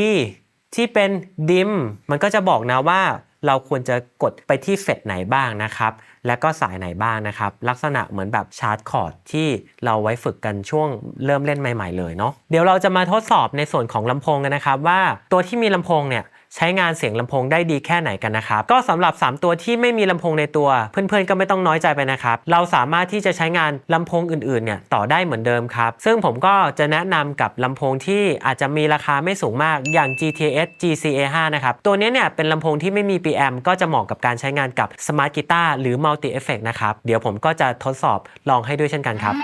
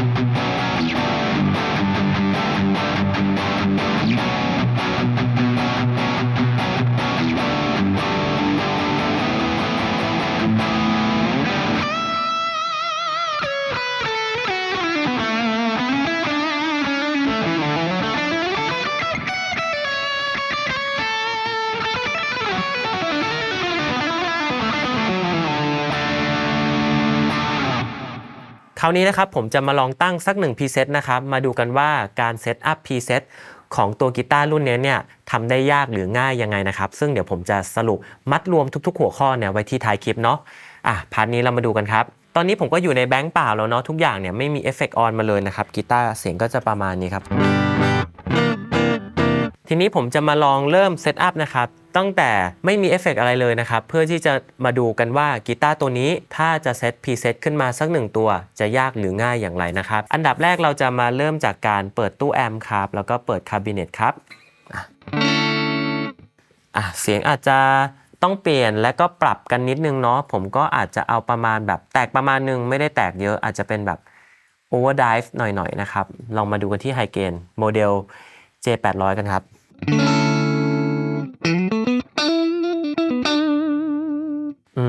เปลี่ยนคาบิเนตกันนิดนึงครับผม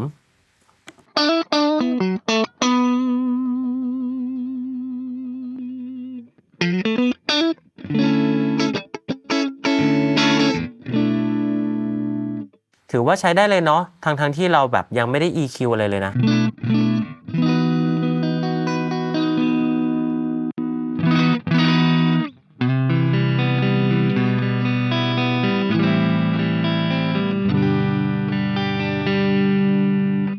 ติมรีเวิร์บหน่อยครับผมก็จะลองเป็นเพลทแล้วกันนะ Turn on ครับ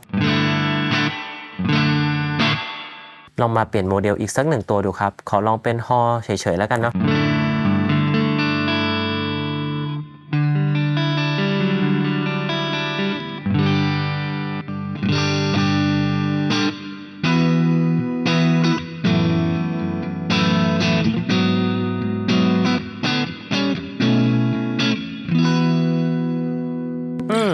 ประมาณนี้ก็ถือว่าใช้ได้แล้วนะผมอาจจะลองแบบเติม moderation คือต้องบอกว่าหน้าตาอินเทอร์เฟซเขาเนี่ยมันใช้งานง่ายมากเพราะว่าเราจะเห็นเป็นเชนทั้งหมดเลยแล้วอยากจะให้ตัวไหนออนคือกดซ้ำมันจะมีไฟไฮไลท์ขึ้นมาก็คือใช้ง่ายมาก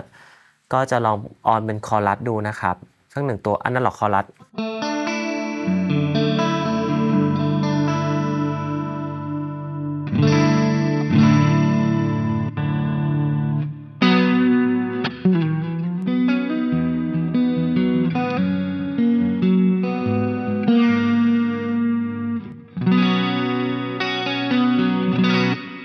ถ้าในมุมผมอาจจะลดเบสนิดนึงลองดูคือถ้าเกิดว่าเพื่อนๆรู้สึกว่าปรับแล้วมันอยากจะแบบเติมอีกนิดนึงเนี่ยเราก็มาใช้ EQ ได้ผมก็จะมาคัดย่าน100 เฮิร์ตซ์ลงนิดนึง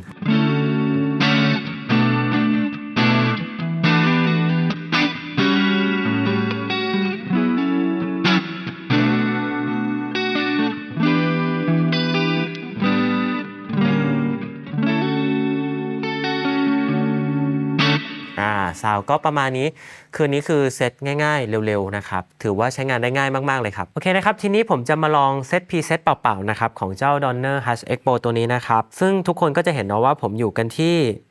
Bank A พรีเซตที่1นะครับเอฟเฟกทุกตัวถูกปิดอยู่นะครับเรามาเริ่มกันเลยครับคือผมมองว่าผมจะมาเปิดตัวแอมก่อนเลยนะครับเราก็มาเลือกแบบนี้ครับก็ผมอยากจะลองที่ Fender Twin Reverb นะครับเดี๋ยวลองดิดดูนะ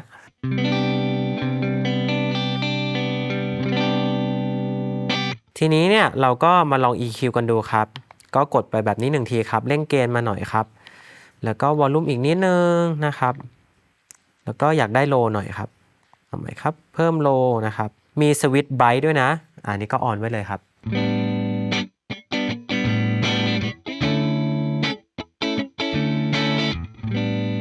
ทีนี้ผมจะมาลองออนรีเวิร์บเพิ่มนะครับให้ซาวด์มันชุ่มฉ่ำยิ่งขึ้นครับ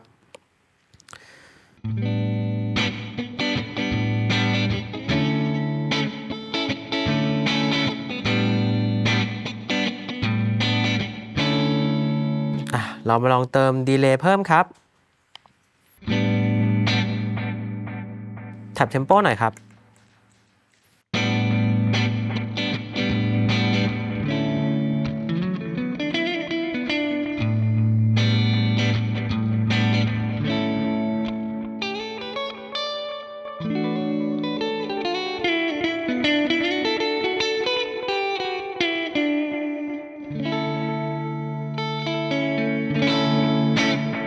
ก็จะสังเกตนะว่าเอฟเฟกต์เขาปรับง่ายมากเลยเดี๋ยวเราลองมาเติมตัวคอรัสกันสักนิดนึงครับ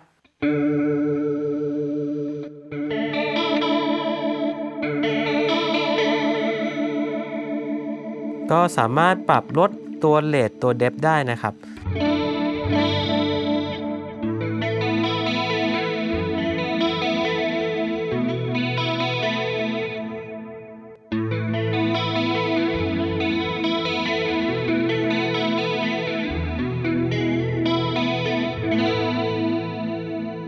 ก็จะสังเกตนะว่ากีตาร์ตัวนี้เนี่ยปรับได้ง่ายมากๆครับอยากจะออนอะไรก็คือเราเห็นทั้งหมดเลยเนาะก็คือมันเป็นสวิตช์ที่จับต้องได้นะครับก็เป็นอีกฟิลนึงเนาะกับการปรับเอฟเฟกต์ในส่วนนี้นะครับก็จะเป็นวิธีการลองเซตอัพพรีเซตขึ้นมากับกีตาร์รุ่นนี้กันดูเนาะว่าการใช้งานของเขาเนี่ยยากหรือง่ายอย่างไรบ้างนะครับทีนี้ผมจะมาทำการออนแอมขึ้นมาครับกับตัวคาบิเนตขึ้นมานะครับซึ่งตัวแอมนะครับผมก็จะลองปรับลักษณะแบบแตกไม่ได้แรงมากดูนะครับเดี๋ยวขอเลือกก่อนเนาะ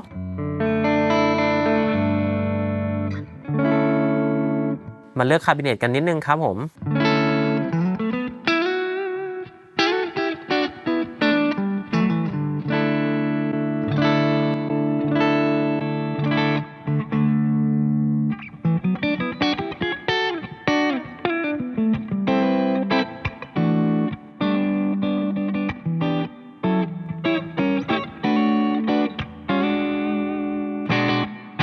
จากที่ฟังอาจจะมีโลที่เกินมานิดนึงแล้วก็มาลดเบสครับลดเบสแล้วนะครับ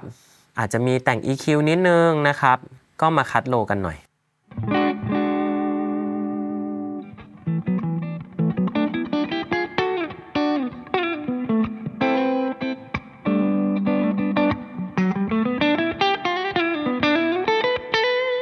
เดี๋ยวเราจะมาเติมรีเวิร์บกันนิดนึงครับซึ่งตัวนี้เนี่ยเชนของเขาสามารถโยกก้อนได้ด้วยนะโอเคช่ำไปหน่อยเลือกเป็นแอร์ดูเนาะเทสดู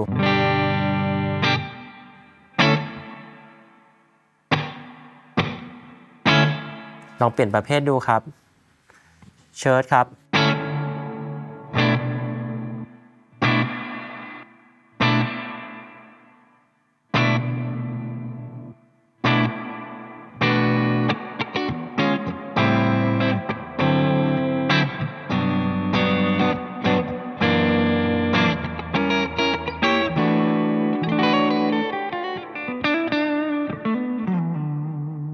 อันนี้คือพรีเซตที่ผมว่าพอใช้ได้แล้วนะทีนี้ผมก็จะลองเปิดคอรัส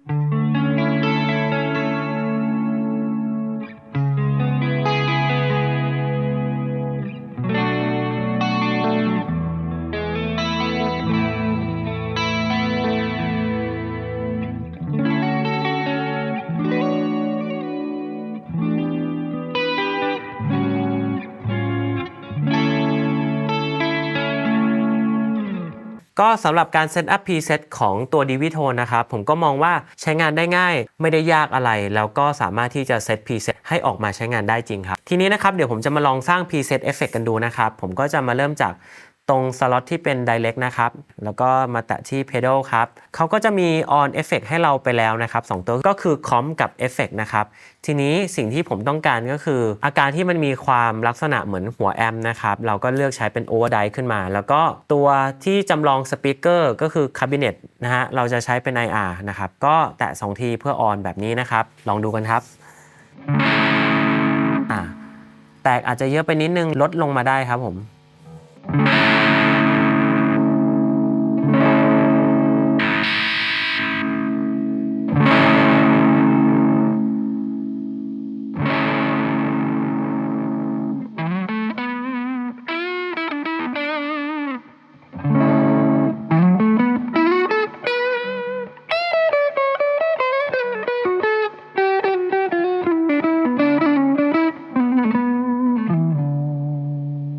เดี๋ยวผมจะลอง on reverb ดูนะครับ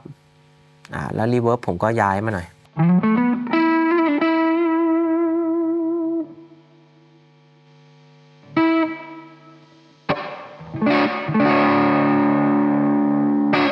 เพิ่มเลเวลนิดนึงครับ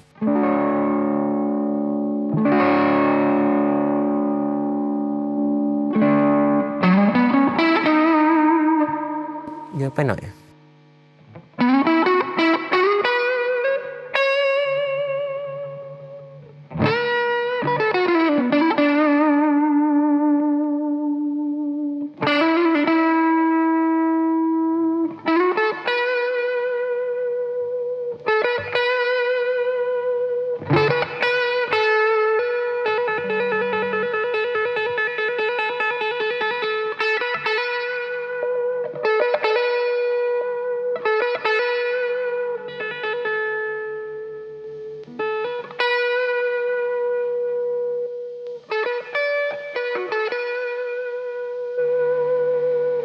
ลองปิดโอเวอร์ไดดูครับทีนี้ผมอาจจะลองโยกตัว FX นะครับมาที่หน้าแคปดูตัว EQ นั่นเองนะครับเหมือนให้ตัว Effect เนี่ยมันเป็นลักษณะแบบพยายามทำตัวให้มันเป็นเหมือน Preamp เนาะเพื่อที่เราจะได้แบบดึงย่านบางย่านขึ้นหรือลงนะครับ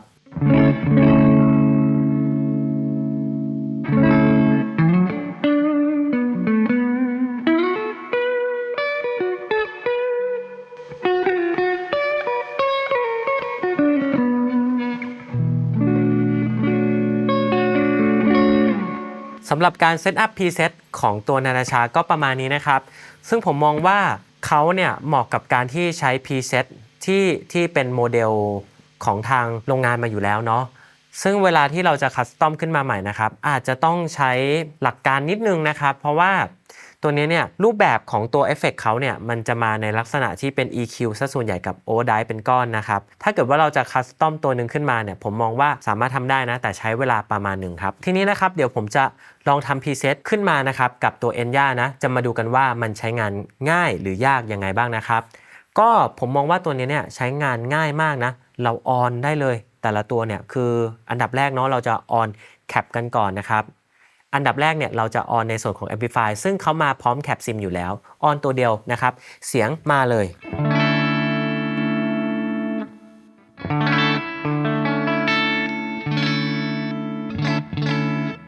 ลองปิดดูครับอันนี้คือเสียง Direct นะอันนี้ออนดูนะครับกดปัดลงมาแบบนี้ทีนี้ผมอยากจะได้นะครับย่านเบสขึ้นมานิดนึงนะครับเกณฑ์เพิ่มนิดนึงครับแล้วก็มี Reverb นะครับลองอยู่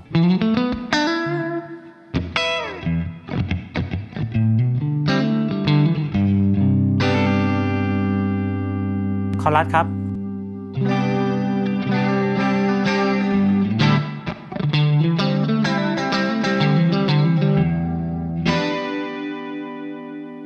ดีเลย์มา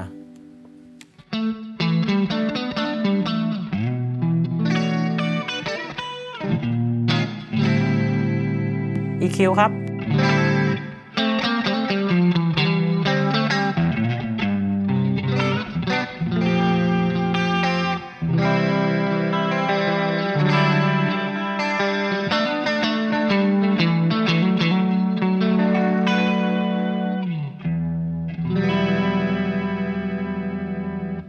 ในการตั้ง preset นะครับถือว่าตัวนี้เนี่ยไม่ได้มีอะไรแบบยากมากนะครับอยากจะออนตัวไหนปัดลงนะครับแล้วก็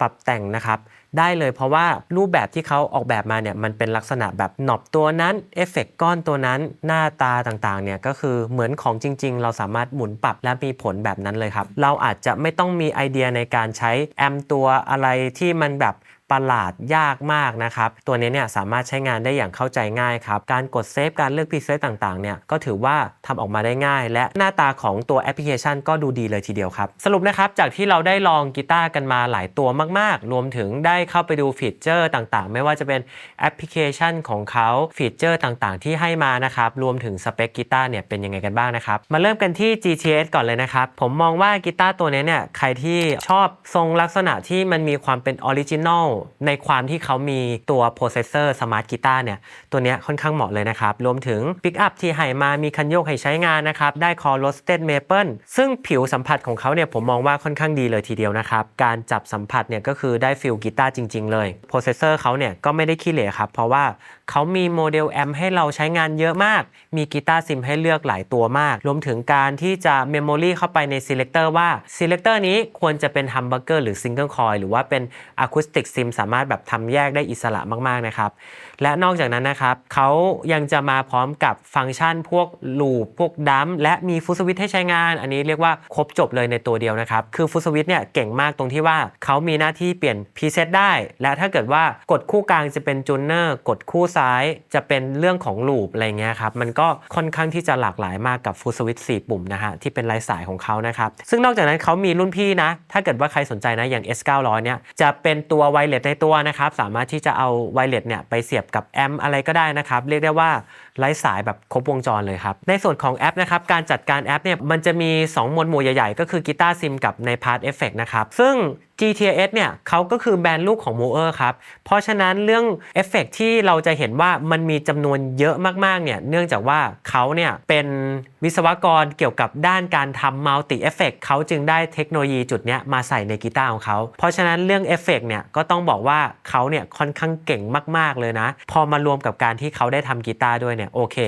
กีตาร์แบบนี้พาร์ทเอฟเฟกต์ที่เป็นในเครือมูเออร์ โหเสียงดีแน่นอนครับซึ่งแอปของเขาใช้งานง่ายมากสามารถที่จะสลับตำแหน่งอุปกรณ์ต่างๆพวกตู้แอมป์หรือเอฟเฟกต์ที่เป็น reverb delay หรือว่าคอรัสเนี่ยเราคือโยกแบบได้อิสระเลยตัวนี้ค่อนข้างที่จะให้ความกว้างและความคิดสร้างสรรค์กับตัวเรามากๆเลยครับตัว Donner Hush Expo เนี่ยต้องบอกว่าสัมผัสของเขาเนี่ยค่อนข้างโอเคเลยนะแล้วก็เรื่องการเล่นของเขาเนี่ยคือถ้านั่งเล่นนะครับอาจจะรู้สึกนิดนึงแต่ตัวนี้เนี่ยถ้ายืนเล่นเนี่ยได้เปรียบมากๆเราจะไม่ได้รู้สึกถึงความเป็นโครงเหล็กแบบ Silent Guitar เลยนะครับแต่ข้อดีของเขาเนี่ยมันก็มาพร้อมกับการที่เราสามารถถอดประกอบไซส์เล็กผมจึงยกให้เขาเนี่ยเป็นเทพแห่งการพกพาเลยนะครับใครที่ต้องการพกกีตาร์ไปเล่นหลายๆที่นะครับซึ่งมันสะดวกมากๆยิ่งเป็นสายแบบสายซิ่งมอไซค์อย่างเงี้ยครับคือเราสามารถที่จะแพ็คไปไซส์เล็กนิดเดียวเลยครับและนอกจากนั้นใครที่เป็นสายแคมปิ้งไปเล่นกีตาร์สายท่องเที่ยวเนาะไปเล่นกับเพื่อนไปออกป่าอะไรเงี้ยตัวนี้ก็พกไปได้อย่างสะดวกเลยทีเดียวครับฟังก์ชันเอฟเฟกต์กันบ้างนะครับก็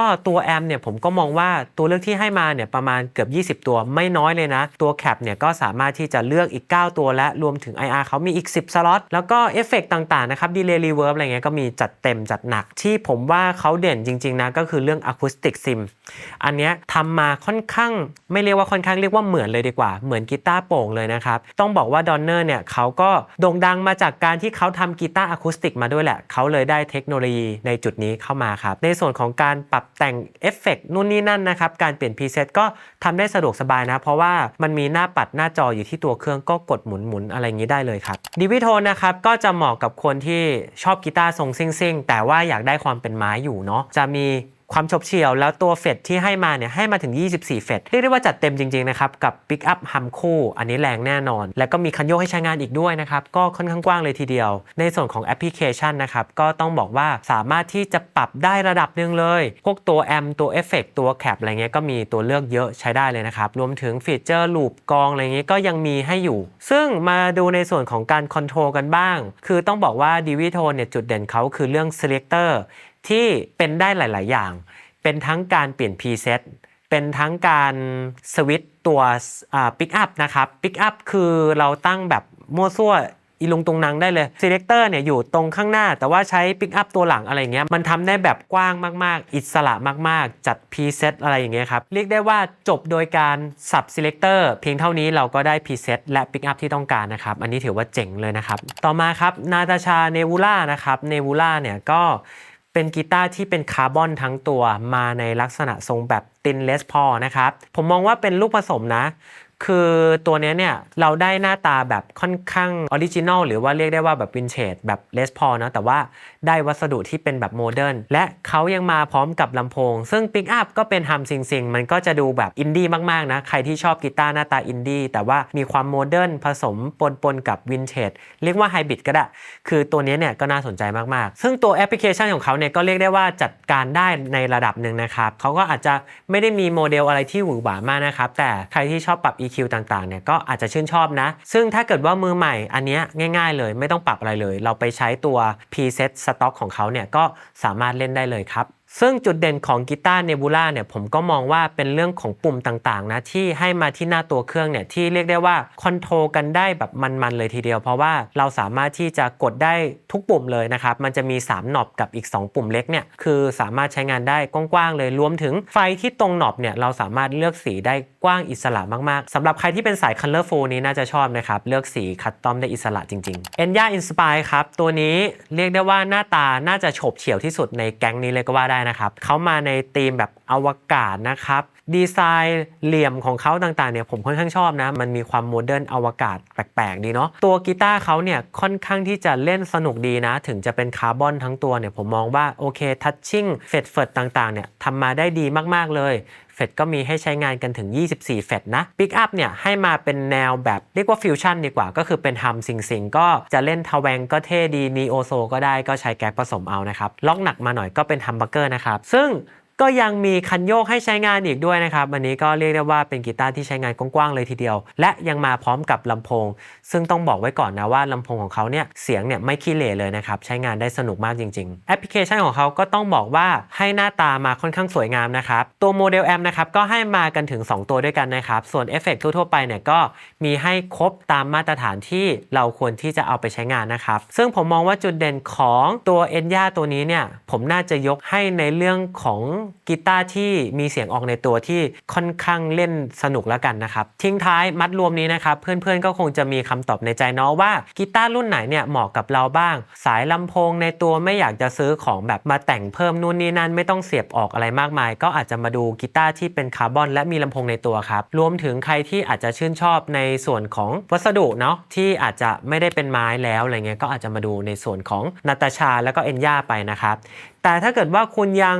คลั่งไคล้ในความที่เป็นชาวไม้นะครับอาจจะมาดูกันที่3ตัวนี้ครับ GTS Divitone แล้วก็ Donner ครับแต่3ตัวนี้ก็มีคาแรคเตอร์ที่แตกต่างกันออกไปนะครับถ้าใครชอบแบบทรง Stat นี่ GTS เลยถ้าใครชอบแบบทรง Modern Stat นะครับก็อาจจะไปดู Divitone แต่ถ้าเกิดว่าคุณเป็นสายพกพาเล่นดนตรีกว้างๆเล่นอะคูสติกด้วยนะครับเล่นวงโฟล์กด้วยวงแบนด์ด้วยก็อาจจะมาดูกันที่ Donner ครับซึ่งทั้งหมดนี้นะครับผมไม่สามารถชี้ขาดได้ว่าตัวไหนควรซื้อตัวไหนดีที่สุดอันนี้ขึ้นอยู่กับเพื่อนๆเลยครับว่าตัวไหนเหมาะกับการใช้งานของแต่ละบุคคลนะครับสำหรับกีตาร์5รุ่นนี้นะครับถ้าใครยังสงสัยอยู่ดูรีวิวแล้วรู้สึกว่าคาใจนะครับสามารถเข้ามาลองได้ทุกตัวนะครับที่ร้าน CT Music Shop เลยนะครับหรือว่าเพื่อนๆตัดสินใจได้แล้วก็สามารถกดสั่งซื้อผ่านช่องทางออนไลน์ได้นะครับที่ใต้คลิปนี้ได้เลยนะครับสำหรับการรีวิวเปรียบเทียบสินค้าในวันนี้ผมต้องขอตัวลาแล้วครับสวัสดีครับ